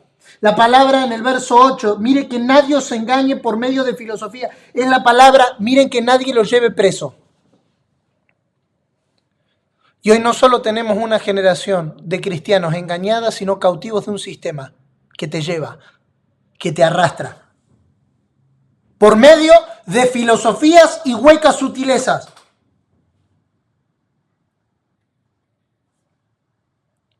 Según las tradiciones de los hombres. Ahí. Conforme a los rudimentos del mundo. y no según Cristo. Y no según Cristo. ¿Cuál es la norma? Si es según Cristo. Pero nosotros estamos llenos, porque Cristo es la corporificación de toda la plenitud de la deidad. Estamos completos en Él y Él es la plenitud que lo llena todo en todo.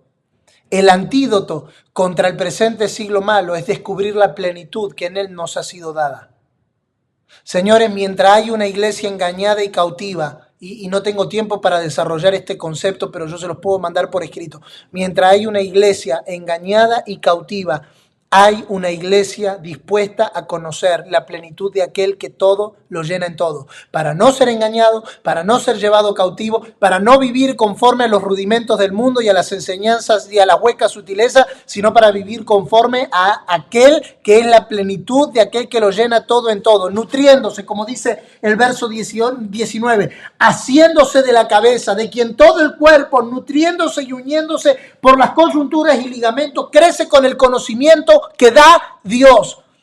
Señores, vaciémonos de todo conocimiento de este siglo, vaciémonos de todo conocimiento que produce engaño, que es hueco, que no nos deja en nada más que en el orgullo y en la vanidad de los hombres, y concentrémonos en el conocimiento que da Dios. Señores, Dios no está dándonos a conocer ni al diablo, ni a los principados, ni a las potestades. Dios no está dando a conocer a ninguna otra cosa que no sea a su Hijo. El conocimiento que Dios da es Cristo. Anótelo ahí en mayúscula, negrita y subrayado si puede. El conocimiento que Dios da es Cristo. Dios reprende en Apocalipsis a la iglesia de Sardis por buscar las profundidades de Satanás. Salgamos del conocimiento que no da Dios. Porque una iglesia que no conoce desde la perspectiva de Dios es hueca, es sutil, es engañosa y es cautiva.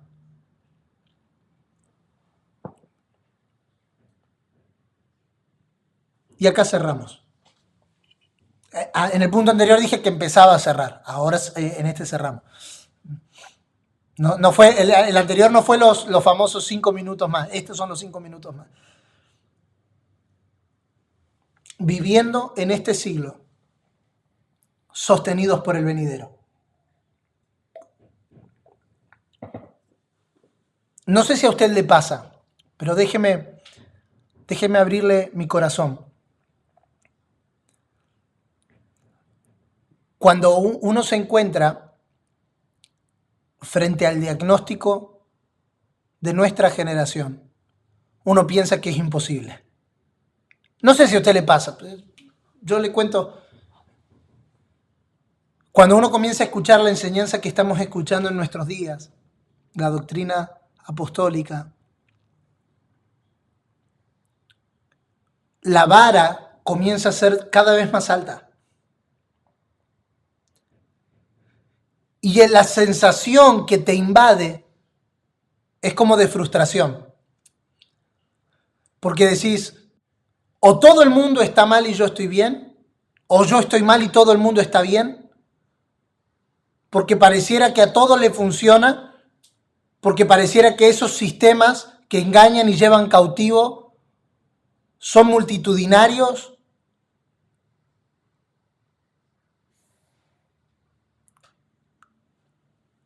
Y la frustración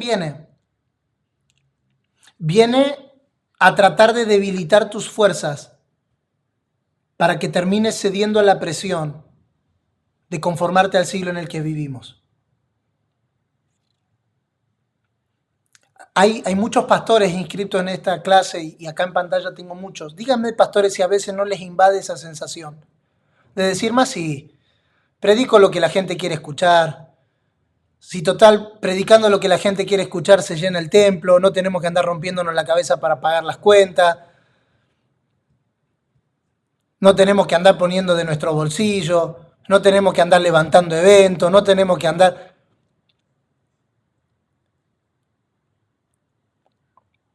Algunas caras me dicen que sí. Y ahí es donde nace esta palabra que el Señor me dio hace un mes atrás. ¿Cómo nos sostenemos en este siglo malo?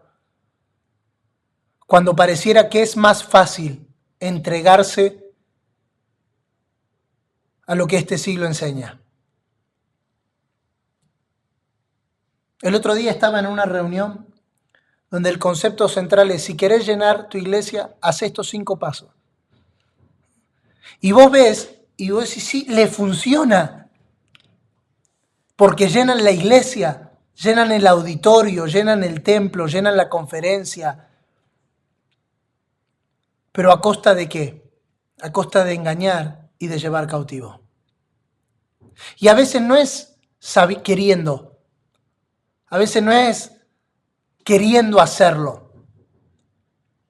A veces es por ignorancia, a veces es por voluntad propia, a veces es por decisión, a veces es porque es la manera en la que fuimos enseñados.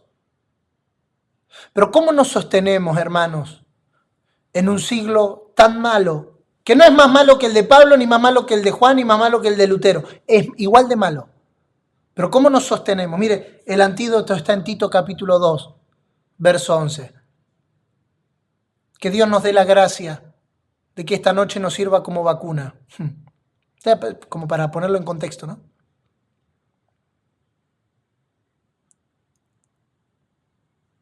Porque la gracia de Dios se ha manifestado para salvación a todos los hombres, enseñándonos que renunciando a la impiedad, primer antídoto, renunciando a la impiedad.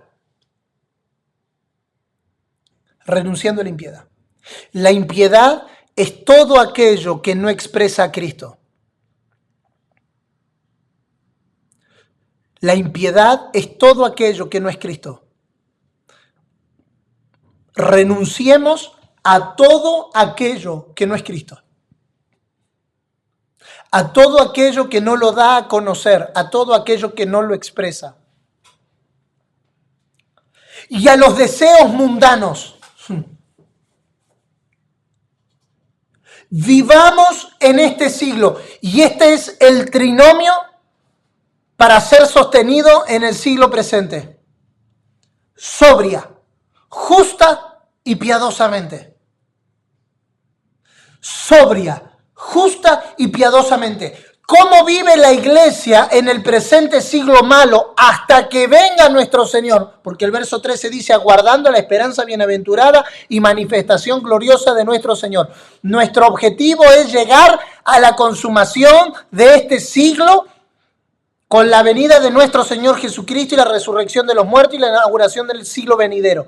¿Cómo llegamos hasta ese día? ¿Cómo aguardamos? Viviendo en este siglo.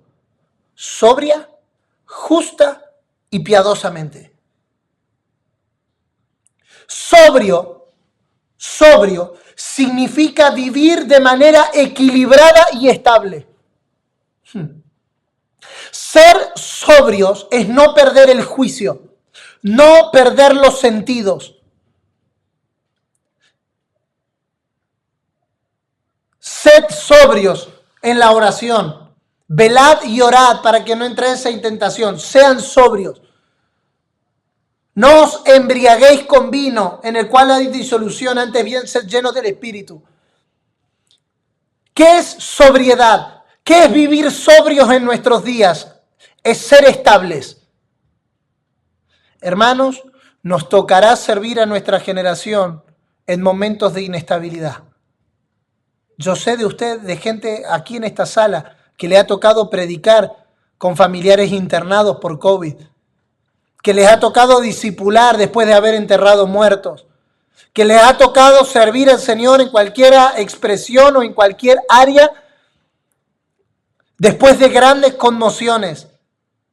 Esa es la sobriedad que se necesita para vivir en este siglo. Mire, se lo voy a decir en argentino básico. Ser sobrio es que no revienten los cables, que no salten los fusibles, que no rompan nuestra estabilidad las situaciones que nos rodean. Vendrán situaciones a nuestra vida solo para mostrar nuestro estado de sobriedad.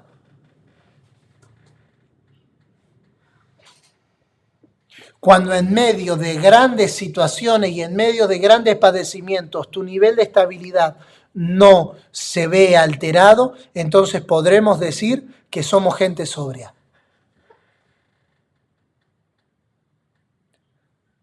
La grandeza de un hombre o de una mujer se mide por lo que se necesita para desestabilizarlo. Te hago esta pregunta nomás para que pensemos juntos antes de cerrar. ¿Qué rompe tu sobriedad? ¿Qué rompe tu estabilidad? Bueno, pastor, mi suegra. Entonces encontraste ahí tu punto de ruptura de sobriedad. No permitas que situaciones, y se lo digo a usted y me lo digo a mí porque yo estoy en pantalla, así como que me lo digo. No permitas que situaciones rompan tu sobriedad.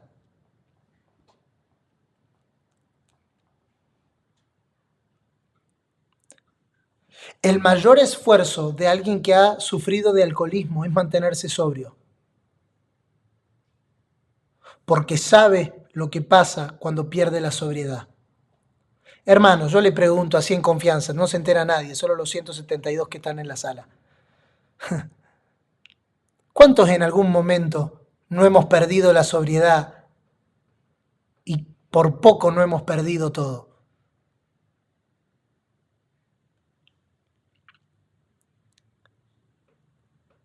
¿Qué es lo que busca? Déjeme ponerle el antónimo. ¿Qué es lo que busca este siglo? Este siglo busca desestabilizarnos.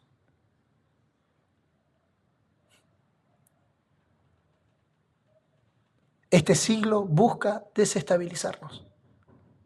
No permitas que la desestabilización del mundo rompa tu sobriedad espiritual. No lo permitas, por favor, no lo permitas. Porque la manera de vivir en este siglo, según Dios, es siendo sobrios, siendo equilibrados y estables. Número 2, justa. Justicia a 360 grados. Viviendo justamente con respecto a nosotros y con respecto a los demás. Pablo le pide a Timoteo, ten cuidado de ti mismo y de la doctrina. Ten cuidado de ti mismo y de la doctrina. Practiquemos la justicia. Dad a César lo que es del César y a Dios lo que es de Dios. Honrad a todos. Sométanse a toda institución. Todos esos principios son principios de justicia. Hermano, manténgase cubierto porque la justicia te cubre. Practicar la justicia te mantiene cubierto a 360 grados. Sé justo ante la FIP. La FIP es la Agencia Federal de Ingresos Públicos, si no me equivoco, de impuestos públicos, una cosa así. Es lo que te roba todos los meses. Pero mantente justo. Mantente justo con tus ofrendas, con tus diezmos, con tus primeros frutos. Mantente justo. Porque un antídoto para el presente siglo malo es la justicia. Sobria, justa y el último, piadosamente. No tengo tiempo, pero yo les voy a mandar en el material que les vamos a enviar por mail un apartado, porque ya es la hora y no quiero tomar más, un apartado, que es el misterio de la piedad. ¿Qué es vivir? ¿Qué es vivir piadosamente? Piadosamente es vivir una vida que lo exprese a Él. Grande es el misterio de la piedad. Así como Jesús fue piadoso mostrando a Cristo mientras vivió en la tierra, la iglesia, el cuerpo de Cristo, debe vivir piadosamente para darlo a conocer en sus días. Este es el misterio, Dios manifestado en carne. Ya. Una cosa, cierro con este concepto. Una cosa es predicar al Cristo que murió, resucitó y ascendió.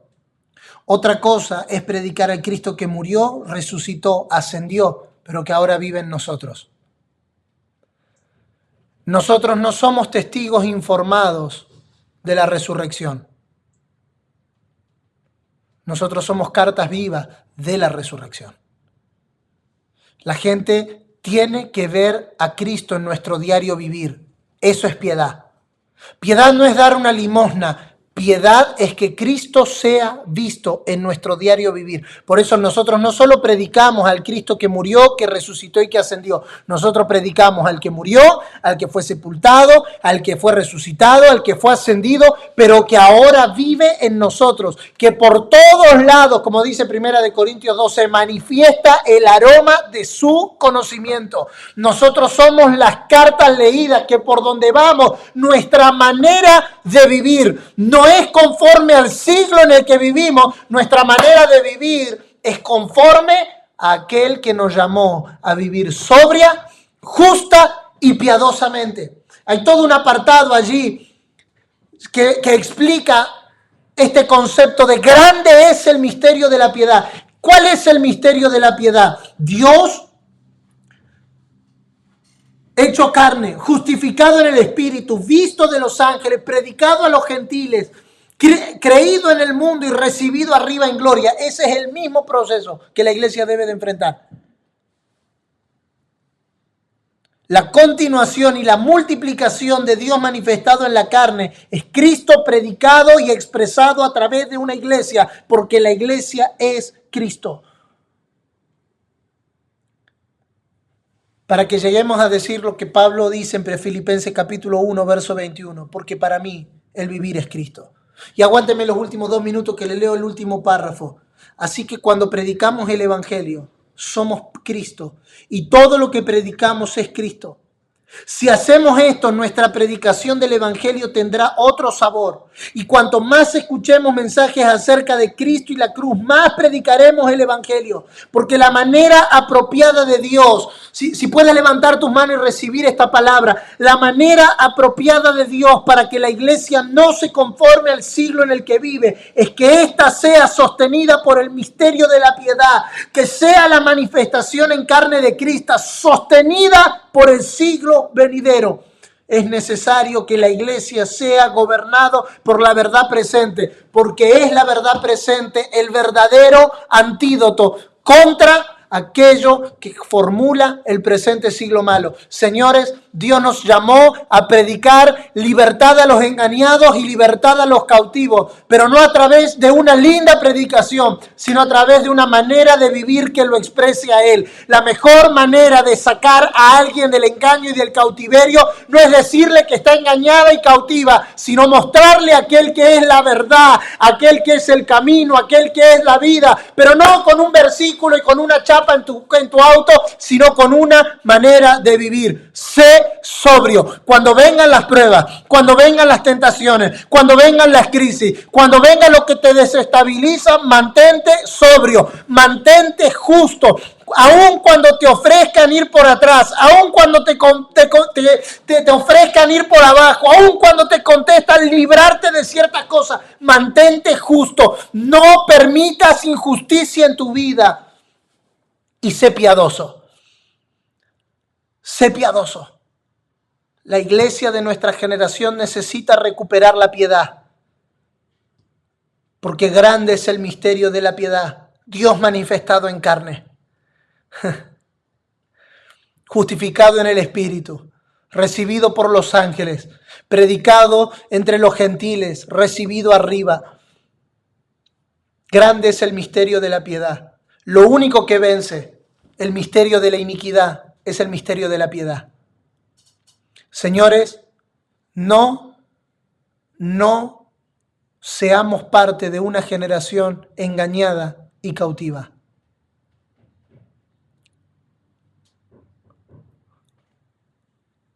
Jesús le dijo a sus discípulos, Jesús orando al Padre acerca de sus discípulos le dijo, no te ruego que los quites del mundo.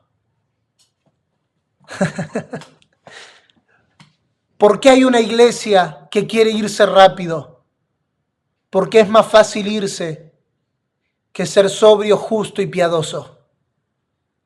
Pero Jesús dijo, no te pido que los saques del mundo. No te pido que los saques del mundo. Tengo una palabra para ti. No te pido que los saques del mundo, sino que los libres del mal. ¿Cómo somos libres del mal? Pablo completa la idea. Sobrios, justos y piadosos.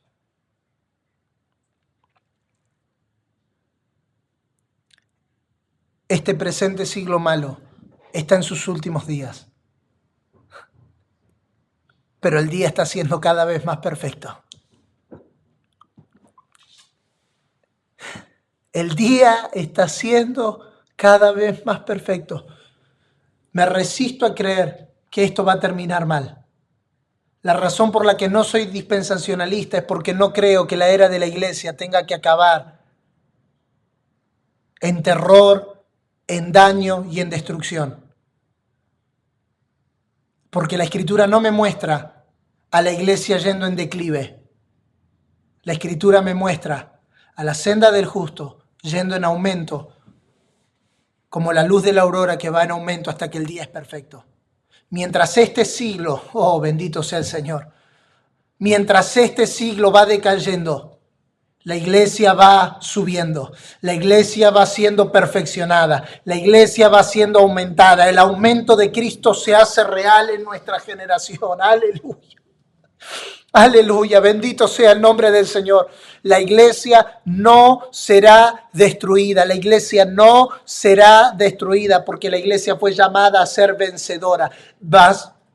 Gracias sean dadas a Dios, quien nos da la victoria. El destino de la iglesia es un destino de triunfo, es un destino de gloria, es un destino de victoria, es un destino de aumento hasta que el día sea perfecto. No nos entregamos a la calamidad porque mientras la calamidad pasa, nosotros no somos conmovidos. No nos entregamos a la destrucción porque mientras la destrucción pasa, nosotros nos mantenemos sobrios. Mientras el engañador de nuestros hermanos aparece, nosotros nos mantenemos justos y nos mantenemos piadosos.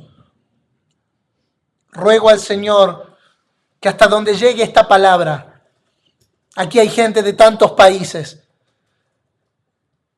no me importa tanto que reproduzcas un concepto, sino que podamos vivir sobria, justa y piadosamente. Las iglesias, retrotraigo. Los movimientos de Dios en la historia se perdieron. Estúdielo, no me crea, estúdielo. Estudie los avivamientos grandes de la historia. Todos se echaron a perder cuando se perdió la sobriedad, la justicia y la piedad.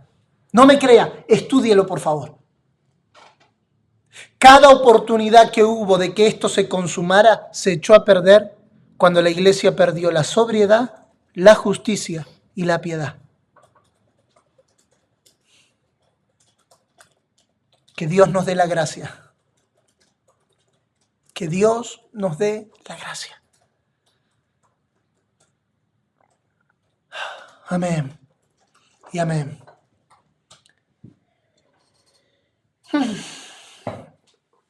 Amén y amén. Amén y amén.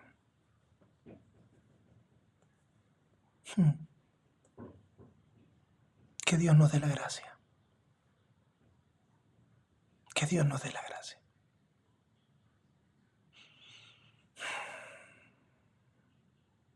Que Dios nos dé la gracia. Me estoy acordando ahora, la última enseñanza que compartimos en el global de este año, que se ha visto. Y siento esta noche ese mismo peso, que se ha visto. Que se ha visto. Que se ha visto en México, que se ha visto en Venezuela, que se ha visto en Guatemala, que se ha visto en Brasil, que se ha visto en Estados Unidos, que se ha visto en Venezuela, que se ha visto en Colombia, que se ha visto en México, que se ha visto en Argentina. que haya una generación. No importa si son grandes o son niños, que dicen, yo no me conformo a este siglo. No, no, yo no me conformo. Yo quiero ser sobrio. Que cuando haya una gran conmoción no me conmueva.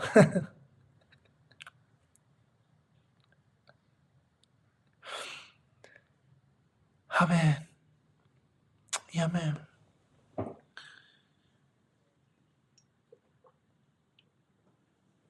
Amén.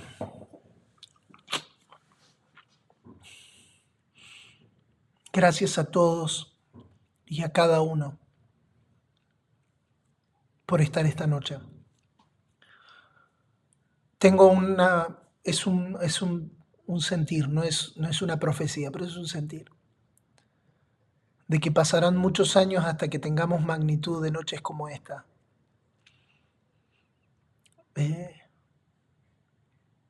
Noches como esta no son una enseñanza. Noches como estas son esa palabra que usa Pedro en Hechos, cuando dice que la palabra los compungió. Oro a Dios que la palabra te compunja en esta noche. A vivir como es digno de la vocación a la que fuimos llamados. En Cristo Jesús. Amén. Y amén. Déjeme cortar esta grabación.